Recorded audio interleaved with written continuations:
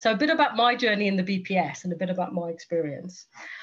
I guess, you know, my parents came to this country in the 60s from Pakistan. And, you know, I think of myself as a citizen of this country. But like the footballers recently, you know, are probably the next generation or even 2 generations away from me. It's very hard sometimes to be a citizen of this country and be a person who looks visibly different like I do in 2 dimensions. And I guess that's been my experience, you know, with the BPS and in the NHS, both places.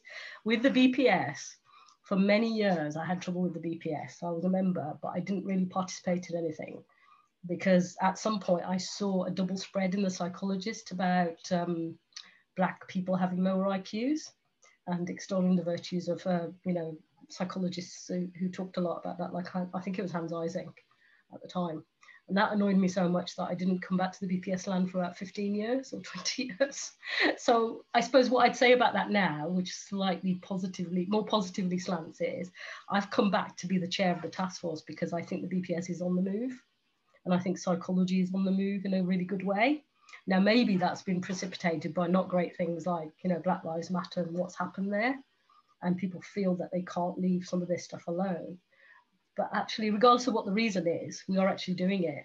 And in my lifetime, I've never seen such moves. And I think that's really positive and we should celebrate that. There's work to do though. We're not there yet, but we're starting at least.